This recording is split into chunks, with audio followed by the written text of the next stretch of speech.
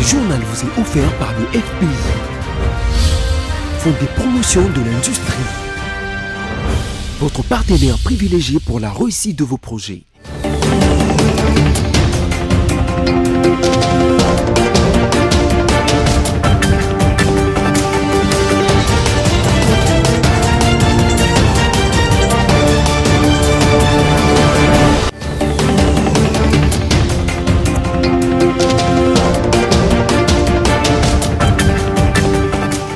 Premier jour du mois de mars 2021, mesdames, messieurs, nouveau numéro du journal, en voici le sommaire.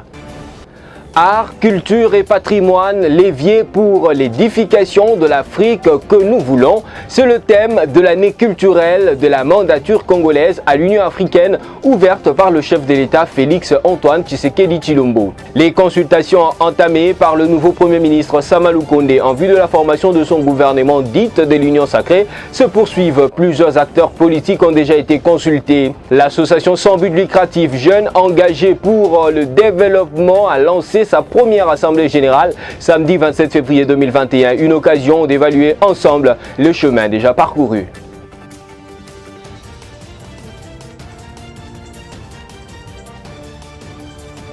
Voilà, le chef de l'État Félix Antoine Tshisekedi Tshilombo, président en exercice de l'Union africaine, a procédé à l'ouverture de l'année culturelle de la mandature congolaise à l'Union africaine sous les thèmes art, culture et patrimoine, l'évier pour l'édification de l'Afrique que nous voulons. Suivez ce reportage de la presse présidentielle.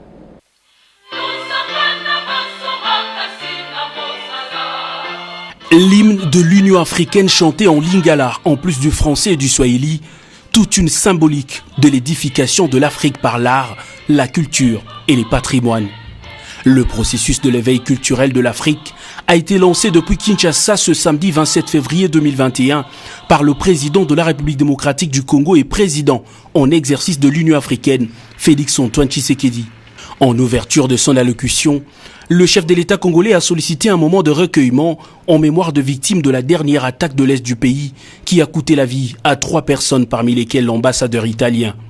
Dans les lignes de son discours charpente, le président en exercice de l'Union africaine a, au-delà du sens donné au thème culturaliste de sa mandature, annoncé des grands événements culturels censés faire sortir la culture africaine de musées, des disques durs, des ordinateurs et salles de conférences pour l'amener dans les cours d'école, au milieu des camps des réfugiés, au cœur des marchés des villes africaines et des champs des villages. De la conférence sur le patrimoine et musées de l'Afrique aux manifestations festives sur différentes thématiques, Félix Antoine Tshisekedi a aussi fait allusion aux activités parascolaires qui visent à orienter les enfants vers une meilleure connaissance de l'histoire et des grandes figures du panafricanisme. D'où son appel au réveil de l'inspiration de scientifiques. Pour que l'art, la culture et les patrimoines réussissent leur mission d'édification de l'Afrique, il faut faire taire les armes et débarrasser l'Afrique des menaces terroristes, a déclaré le président Félix Antoine Tshisekedi, qui dans la foulée a annoncé la tenue à Kinshasa d'une conférence internationale sur la paix en Afrique. Pour illustrer l'immensité de l'art africain, la compagnie Théâtre National Congolais a présenté une pièce intitulée « Une saison au Congo », écrite par Aimé Césaire et mise en scène par Norbert Viminde Sebia. L'Afrique, qui se développe par sa culture, c'est ce vœu que formule l'Union africaine pour 2021 par son président en exercice, Félix Antoine Tshisekedi Tshilombo.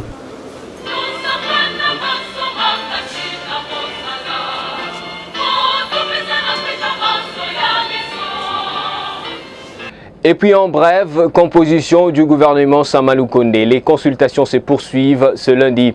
Entamé depuis une semaine en vue de la constitution de son gouvernement, le chef de l'exécutif national s'apprête à boucler la série d'entretiens avec les différents groupes sociopolitiques. Tous les acteurs majeurs de la nouvelle majorité à l'Assemblée nationale ont été reçus. Les 24 regroupements prenant les 391 députés sur les 500 que compte la Chambre basse du Parlement ont échangé avec le Premier ministre la semaine dernière. Et puis 110 bus Transco ont été réceptionnés dimanche 28 février 2021 au port de Boma. Nous sommes dans la province du Congo central par l'envoyé spécial du chef de l'État Massamba Kinwani. Ce reportage porte la marque d'Alice Kabango. L'effectif s'est accru après la réception ce dimanche 28 février 2021 au port de Boma dans le Congo central du 4e et dernier lot des 110 bus de marque Volvo en faveur de la société de transport du Congo Transco. Un lot qui s'ajoute à ceux de 330 déjà mis en circulation à Kinshasa 2 semaines plus tôt par le président de la République Félix-Antoine Tshisekedi Tshilombo lors d'une cérémonie officielle de remise de bus à la population, ramenant ainsi à 440 le nombre des bus tels que commandés par le gouvernement de la République. Ce dernier lot a été réceptionné à Boma par l'envoyé spécial du chef de l'État Massamba Kinwani en présence des délégués du ministère des Transports et de Voies de Communication, du directeur général de Transco, de Madame le maire de la ville de Boma et de nombreux partenaires du gouvernement dans le secteur du transport. L'événement du jour a débuté par une séance de travail au cours de laquelle le procès verbal des réceptions des bus a été lu et signé par les membres de la commission ad hoc.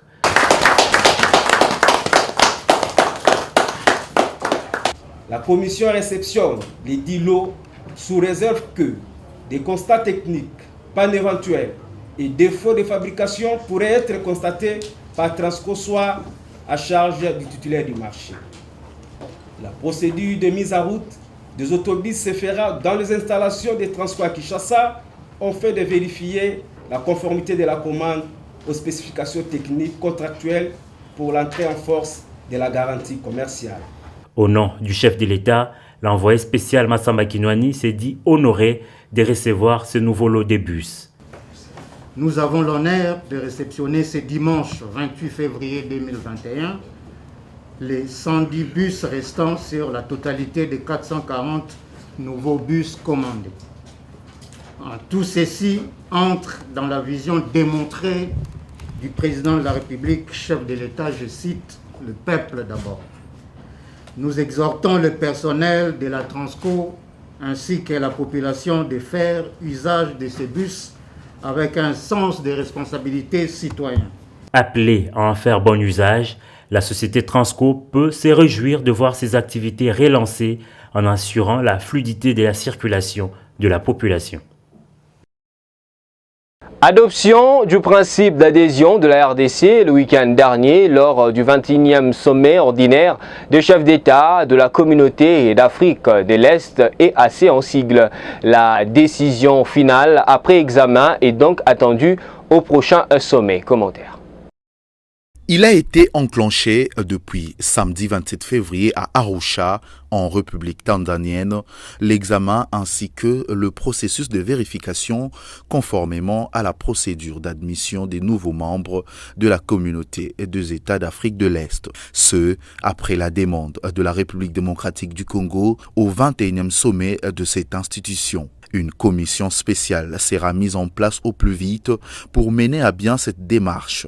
Satisfait de la candidature de la RDC, le président rwandais Paul Kagame affirme que cette adhésion sera bénéfique pour tous les membres de la dite communauté.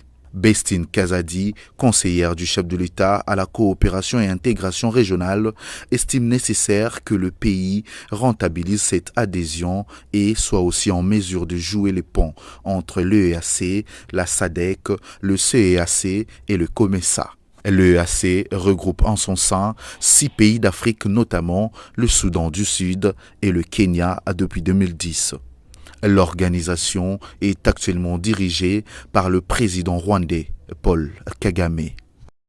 Vous l'avez suivi en titre. Comment est-ce que les cadres de l'ESBEL JPED ont reçu le lancement de la première assemblée générale de leur association organisée samedi 27 février au Sultani Hotel? Sami Bosongo et Patrick Komba ont recueilli leurs impressions. Figurant parmi les 3 ambassadeurs présents dont la salle Yvonne Compéré de Sultani Hotel, où s'est tenue la rencontre d'échange sur les questions de l'heure touchant les développements de la RDC samedi 27 février, Geneviève Chilala, juriste et activiste du droit de l'homme, s'est confiée au micro de BSC TV. Premièrement, je remercie l'organisation de m'avoir donné cette opportunité, mais en même temps, c'est un sentiment de satisfaction, mais aussi ça nous rappelle combien de fois on est porteur du développement. Partout où on doit passer, on doit faire le développement notre cheval de bataille. Il n'y a rien à promettre. Je peux par contre appeler tous les jeunes de se joindre à nous, de se joindre à l'ASBEL pour qu'ensemble nous puissions unir nos efforts afin de contribuer au développement sans pour autant ignorer que la jeunesse d'aujourd'hui représente au moins 70% de la population. Donc nous sommes au centre du développement et c'est en construisant un ensemble que nous allons faire face à cette situation. Christo Mbidika, coordonnateur national de l'ASBEL JEPD, s'est lui aussi exprimé au micro de BSTV au sujet du lancement de la première assemblée générale pour 2021 de son ASBEL et de leurs perspectives. Déjà, il ne faut pas oublier que ça fait plus d'un moment que l'association ne s'est pas réunie.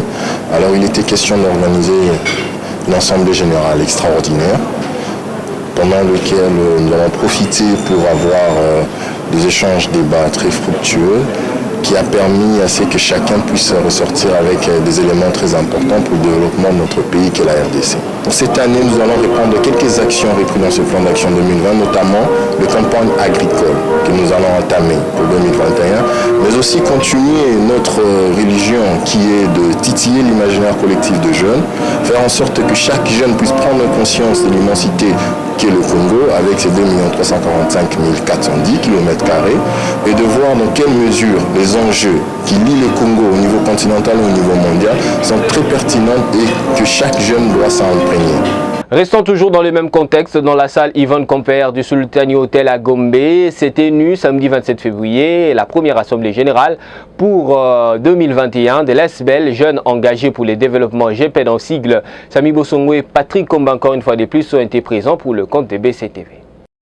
La rencontre d'échange sur les questions de l'heure touchant le développement de la RDC, telle est l'activité organisée samedi 27 février par l'association Jeunes Engagés pour le Développement JEPD en sigle. La salle Yvonne Compéré de Sultani Hotel, située sur l'avenue de la Justice à Kinshasa-Gombe, a servi de cadre à cette activité de haute facture intellectuelle, civique et patriotique.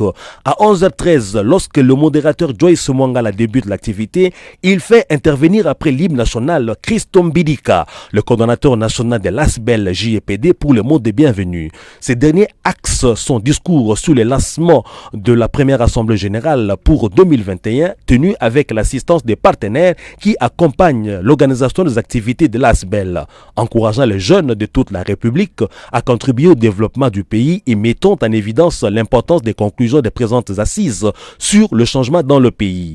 Après le coordonnateur intervient Nathan Kimbolo qui présente l'ASBEL JEPD et décline le rapport d'activité de l'an 2020 négativement impacté par la COVID-19, non sans notifier les perspectives pour 2021. Deux orateurs prennent la parole sur l'estrade de la salle Yvonne Compéré. Le premier, maître Hervé Kitebele, entretient l'assistance sur l'appréhension du concept héros national dans l'imaginaire collectif. Quel impact pour la jeunesse? Entre autres questionnements et matières enseignées, la nécessité de définir les critères pour qu'un Congolais soit appelé héros national ou soit admis à l'ordre national des héros, la méconnaissance de certains compatriotes dont pourtant les actions sont dignes d'héroïsme. Le second orateur, Hervé Kitebele, politologue, journaliste et écrivain politique de son État, expose sur les thèmes le développement de la RDC, l'adhésion à la ZLECAF, quelle perspective? Il s'avère au terme de son exposé que la ZLECAF n'est pas par elle-même un problème, étant donné ses grandes perspectives. Et il faut que la RDC se prépare sérieusement avant d'adhérer à l'organisation. C'est pourquoi le pays doit redéfinir ses ambitions et opter pour des partenariats stratégiques, qu'il s'agisse d'un accord bilatéral ou multinational, étant donné que c'est la RDC qui doit d'abord gagner. Autre temps fort de l'activité, les débats et échanges sur les thèmes développés, ainsi que la décoration des ambassadeurs JEPD, qui sont des membres qui se sont distingués par leur déploiement en 2020. Alors que les assises touchent à leur fin, Christo Mbidika intervient pour le mot de clôture, lançant l'appel aux jeunes à assumer la direction du pays, non avec les titres seulement, mais avec les actions de l'excellence. Les rideaux tombent sur l'activité à 14h15, après quoi l'assistance est conviée aux deux génies, pendant lesquels les membres de l'ASBEL échangent vœux et cadeaux. Parlons santé à présent, mesdames, messieurs. La République démocratique du Congo a enregistré 49 nouveaux cas d'infection par le coronavirus le dimanche 28 février 2021. Parmi ce cas, 36 sont dans le Haut-Katanga, 5 dans la ville de Kinshasa, 5 au Lualaba et 3 autres au Nord Kivu. Sophia Zaorati. 184 échantillons ont été testés le dimanche 28 février 2021. Les données des guérisons et des décès ne sont toujours pas disponibles sur l'ensemble du territoire national. Dans ces mêmes rapports, 49 nouveaux cas de contamination par le Covid-19 ont été enregistrés. Parmi ces cas, 36 sont dans le Haut-Katanga, 5 dans la ville de Kinshasa, 5 au Lualaba et 3 au Nord Kivu. Depuis la déclaration officielle de la Covid-19 en RDC le 10 mars 2020, le cumul de cas est de 25 992, dont 25 991 confirmés et improbables. Tout à fait autre chose à présent. 8 rebelles capturés par l'armée à Beni dans la province du Nord Kivu. Parmi ces rebelles, un ADF de nationalité centrafricaine. Ces rebelles étaient tous arrêtés samedi 27 février lors des attaques menées dans différentes directions du secteur opérationnel. Sophia Zaorati encore une fois de plus. L'armée congolaise a présenté le dimanche 28 février 2021 aux médias 8 rebelles capturés lors des attaques menées par l'armée dans différents axes du secteur opérationnel. Parmi ces 8 rebelles, un centrafricain. Selon les porte-paroles du secteur opérationnel de l'armée dans la région, Anthony Mwalushai, ce rebelle était du nombre de ceux qui commettaient des exactions contre les civils. Aujourd'hui, nous vous présentons ces 8 rebelles, dont un ADF de la nationalité centrafricaine, qui s'appelle Nego Biket. C'est un soldat formé régulièrement dans son pays. Il a travaillé aux côtés de Zadef pendant plusieurs années. Il y a aussi 6 Maïmaï qui sont fils du territoire. Ils ont été arrêtés lors de la dernière attaque à la barrière des Makeke en Ituri après une double attaque contre les éléments de FARDC, a déclaré le lieutenant Anthony Mwalushai. Et puis notre actualité en bref, le cardinal archevêque de Kinshasa, son éminence Fridolin Mbongo Besungu, va présider mardi 2 mars dans la cathédrale Notre-Dame du Congo à Kinshasa une messe de suffrage en mémoire de Luca Attanasio, ambassadeur italien à la République démocratique du Congo, ainsi que de son garde du corps et de son chauffeur. Cette célébration écuménique débutera à 18h précise d'après le communiqué du secrétariat et de la chancellerie de l'archidiocèse de Kinshasa. Terminons ce journal par une note sportive. L'AS Maniema Union contre Sanga Balende. 4 buts contre 1 au stade Joseph Kabila à Kindu.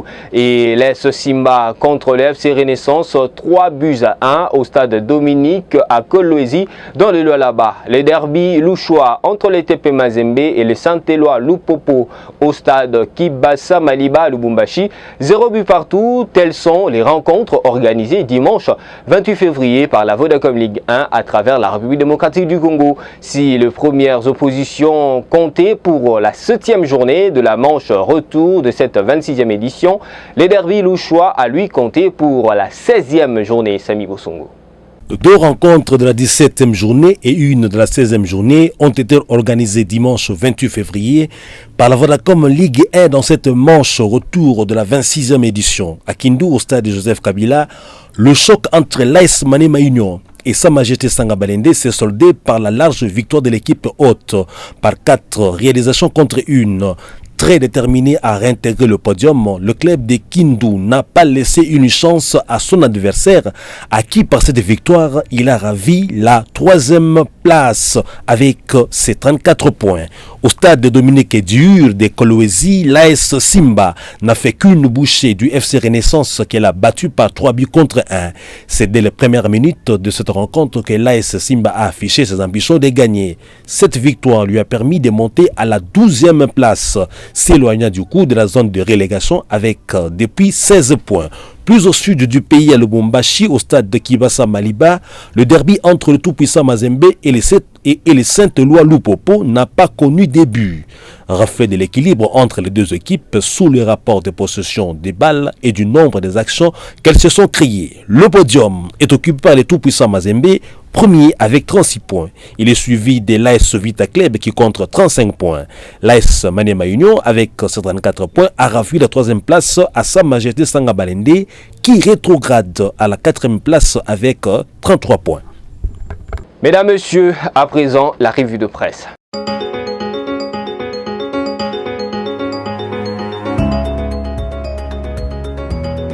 Bienvenue à cette revue de presse. Commençons avec actualité.cd qui titre RDC. La Senco suggère au prochain gouvernement d'inscrire parmi ses priorités les réformes électorales et celles de la loi portant fonctionnement de la CENI. Les évêques de la Conférence épiscopale nationale du Congo Senco se sont prononcés sur la situation politique au pays en attendant la mise en place d'un nouveau gouvernement. À l'occasion de la réunion du comité permanent de la Senco tenue du 22 au 25 février, les prélats catholiques soulignent la nécessité pour les prochains gouvernements de procéder a priori aux réformes électorales. Ces derniers disent avoir assisté à la fin de la coalition dont nous avons dénoncé à maintes reprises l'inefficacité. La coalition FCC-CACH était considérée comme un blocage, notamment au processus des réformes au pays. En ce qui concerne le secteur électoral, plusieurs initiatives parlementaires, entre autres celles concernant la loi portant organisation et fonctionnement de la CENI et celle de la loi électorale, ont été gelées par l'ancien bureau de l'Assemblée nationale dirigé par Janine Mabunda. Poursuivons cette revue de presse avec Forum des As qui écrit « Contrairement à l'Assemblée nationale, la magie ticket unique de l'Union sacrée n'a pas marché au Sénat ». C'est une nouvelle page de l'histoire que les sénateurs congolais écriront ce mardi 2 mars. Après la Chambre basse le 3 février dernier, la Chambre haute du Parlement élira demain les 6 membres de son nouveau bureau définitif. Cependant, contrairement au vote à l'Assemblée nationale, la magie, mieux la formule ticket unique de l'Union sacrée, n'a pas marché au Sénat. Si au terme de leur réunion du 22 février dernier, les 84 sénateurs de l'Union sacrée s'étaient mis d'accord sur la clé de répartition des postes en fonction des grands ensembles géographiques, ils n'avaient pas cependant trouvé de consensus sur les candidats uniques à chaque poste. Par conséquent, 4 postes sur les 6 à pourvoir sont ouverts. Bouclons cette revue de presse avec Okapi.net qui titre Tchopo, début du procès de 8 militaires arrêtés pour extorsion du premier président de la cour d'appel. Le tribunal militaire des garnisons de Kisangani a débuté samedi 27 février un procès en procédure de flagrance contre 8 militaires. Ceux-ci sont poursuivis notamment pour arrestation arbitraire et extorsion du premier président de la cour d'appel de Kisangani. Ils lui ont reproché de ne s'être pas arrêté quand on hissait le drapeau à 7h30 au moment où ce dernier faisait son footing. De ces 8 militaires, 5 appartiennent à la force aérienne. 3 autres à la garde républicaine. Ce sont eux qui ont arrêté à la hauteur de la base aérienne à Simisimi le premier président de la cour d'appel de Kisangani. Fin de cette revue de presse, merci à vous qui nous avez suivis.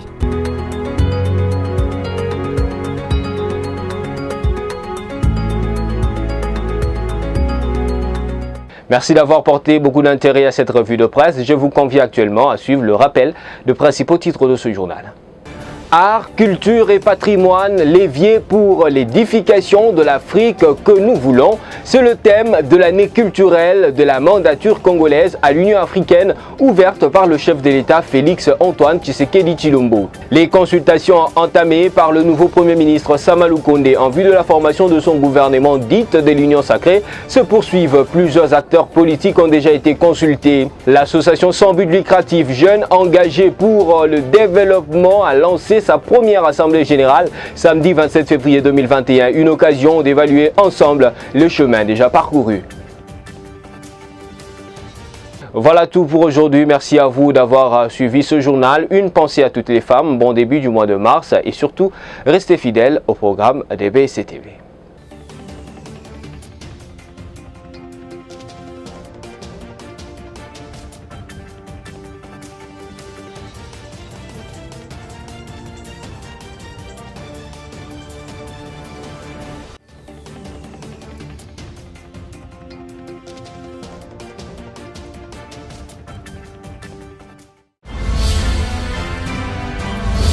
Ce journal vous a été offert par le FPI, Fonds des promotions de l'industrie, votre partenaire privilégié pour la réussite de vos projets.